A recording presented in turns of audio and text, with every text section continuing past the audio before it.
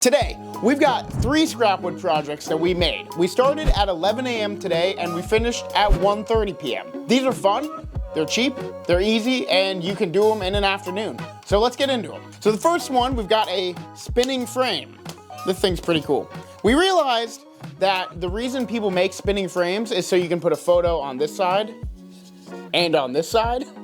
But we didn't do that. So when you guys do it, make sure you do too. So to build this, I grabbed 2 pieces of 2x4. They're about 9.5, 10 inches long. I started by ripping a couple of the frame pieces. I only needed 2 of them, and then I was able to rip those again in half. So about 3/4 inch by 3/4 inches. And then those were easy. Take them over to the miter saw, put some 45-degree angles on them. I kind of made like a rough, dry run of the frame, and that was gonna help me figure out the exact dimensions I wanted.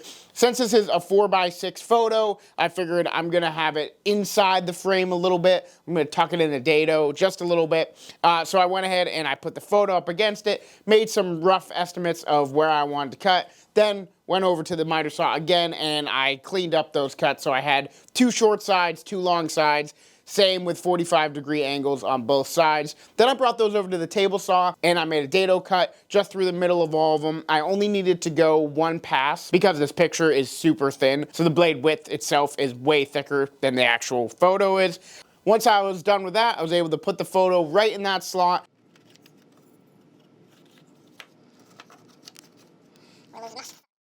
Glue those edges, tape them up, and let that frame dry. And when that frame was drying, I went ahead and got started on the holder frame, bigger frame, I guess you could call it, itself. And that was really easy. It was just 3 pieces. I think they're about 1 inch thick. And I didn't have exact measurements on those. What I did is I just kind of placed them in a U shape around the frame. And that's how I figured out how big that was gonna be. And then for the top and bottom pieces, what I did is I knew I was gonna have a butt joint. So for that longer piece, I went ahead and I put it up against the edge, made a line, and then from that line to the other side, I found the center. And then that's where I drilled the 3/8 inch hole on both top and bottom because that's where my dowels were gonna fit in so this thing could actually spin. So once I had all those measurements and those holes drilled, then I drilled those same holes in the frame as well. That was just top and bottom, in the middle, 3/8 inch bit, and I went about 1/2 inch in on everything, maybe a little bit less. Then it was simply putting that U shape together, putting some glue, brad nails in it, and before we put it all together, we went ahead, sanded, stained, and yeah, put it together, and here it is. I think it's really cool, and it spins nice. Spins way nicer than I thought it would. Could be a great seller, but more than that, I think it'd be a great Christmas present. Christmas is coming up. Never too early to start thinking about Christmas. So yeah, that's the first one, spinning picture frame. All right, let's move on to the next. This next project is one I'm very excited about. I've been wanting to make something like this for a while.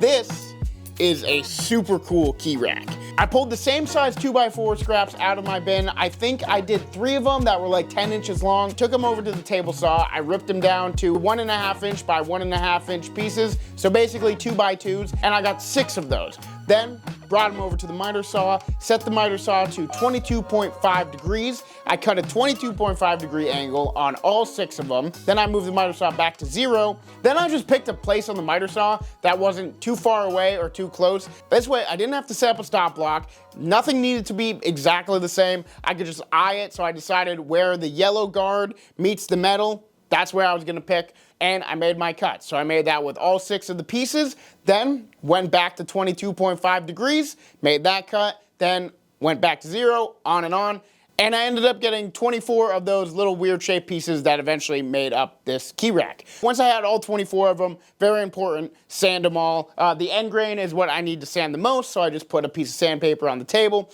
and I sanded all of them by hand. Then I got a piece of scrap plywood. Now this was a 1/2 inch thick plywood.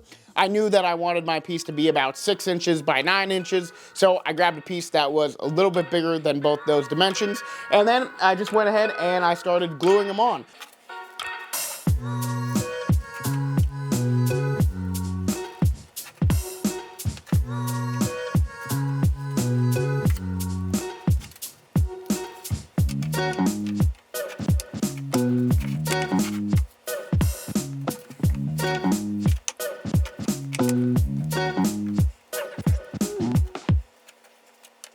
And And then once that glue dried a little bit, cleaned it up and squared it up on the miter saw. Then I went ahead and grabbed some hooks from the hardware store. I got 4 of them, pre-drilled, screwed them in by hand, went ahead with some Danish oil. Oh my gosh. Okay.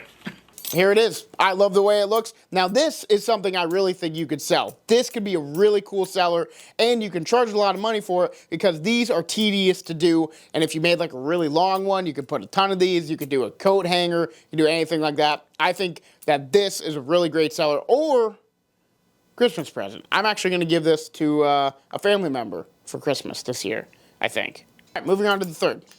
And number 3, we have these cool little bookends. Now, we need help with this project. What type of wood is this?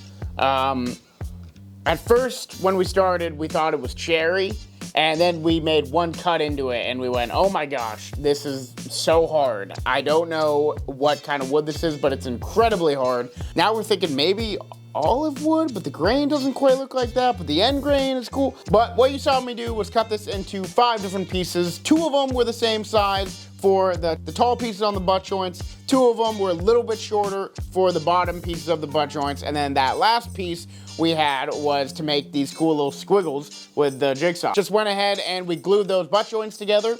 And then with that last piece we had, we made a little squiggle, cut it out with the jigsaw, and then we glued it on. This is cool because these pieces right there, that used to be one piece.